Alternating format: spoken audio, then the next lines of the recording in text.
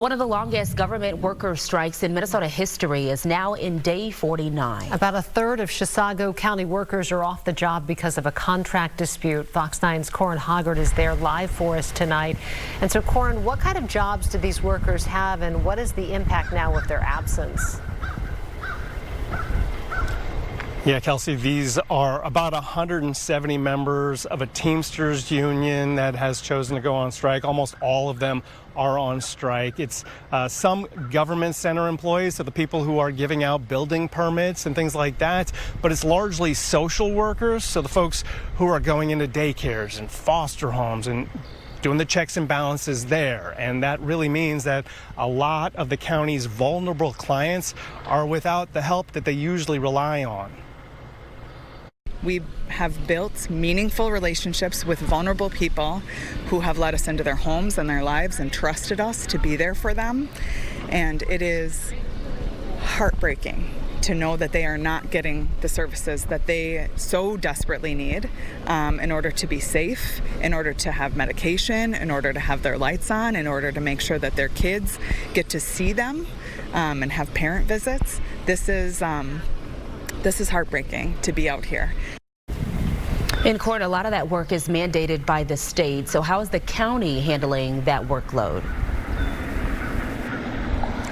Simone, they are doing it, but it sounds like a bit of a struggle. They have hired about 50 people who are doing social work, who are coming mainly from other counties. They're largely working remotely. For a lot of them, it's a second job. But the county administrator tells me they are absolutely doing everything the state says they have to do. It's definitely different. It is a more stressful model. We have to weigh two kind of challenges versus the private sector. There is not a profit margin. There is not that we can take off. So there's a struggle here to balance the taxpayer concerns, again, talking about wide varieties of classifications, with the value that these employees have. So, Corin, 49 days, that's a significant amount of time. What is the bottom line here? What are the main sticking points in these negotiations? And Kelsey, it really comes down to salary and insurance coverage. The county administrator told me they have offered these workers about a 6.5% pay raise this year and next year, which is significant. But on the other hand, the county workers say that they have been left behind on cost of living adjustments over the last several years, falling behind inflation, and so they need more money. There's also a dispute over how the county pays for and how much the county pays for Teamsters provided health insurance coverage for these employees.